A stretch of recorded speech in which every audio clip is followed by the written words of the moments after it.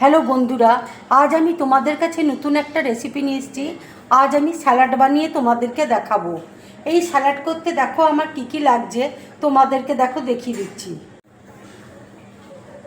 এখানে দেখো পেঁপে আমি গ্রেট করে নিয়েছি, শসা দেখো গ্রেট করে নিয়েছি, গাজরকে দেখো গ্রেট করে নিয়েছি। এখানে দেখো ব্ল্যাক সল্ট রয়েছে, বেদানা আছে, সর্ষে আছে, লেবুর রস রয়েছে, রোস্টেড দেখো বাদাম রয়েছে, হালকা করে দেখো গুঁড়ো করে নিয়েছি। এখানে কারি পাতা রয়েছে। এবার দেখো পেঁপে, গাজর আর শসা আমি তিনটেকে একসাথে মিক্স করে নিচ্ছি।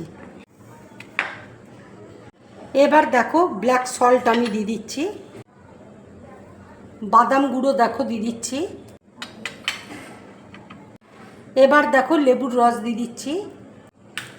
পেঁপের মধ্যে দেখো হাই ফাইবার রয়েছে, এটা খাওয়া ভীষণ উপকারী, আর পেঁপে হচ্ছে লিভারের পক্ষে ভীষণ উপকারী।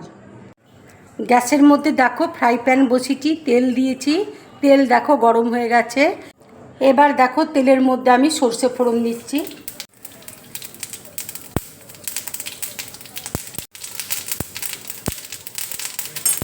এবার দেখো কারি পাতা দিয়ে দিচ্ছি।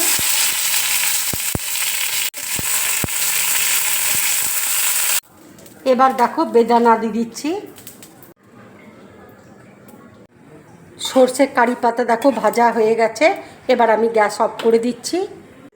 এবার দেখো স্যালাডের মধ্যে আমি দিয়ে দিচ্ছি। এই স্যালাডটা দেখো ভীষণ উপকারী, তোমরা বাড়িতে খেয়ে অবশ্যই আমাকে কমেন্টস করে তোমরা জানাবে তোমাদের কেমন লাগলো। যদি আমার এই রেসিপিটা তোমাদের ভালো লাগে তাহলে লাইক করবে, শেয়ার করবে, আর ড্রিম ব্লগ চ্যানেলটাকে সাবস্ক্রাইব করবে। তোমরা বেশি করে কমেন্টস করবে, তাহলে আমার খুব ভালো লাগবে। নমস্কার।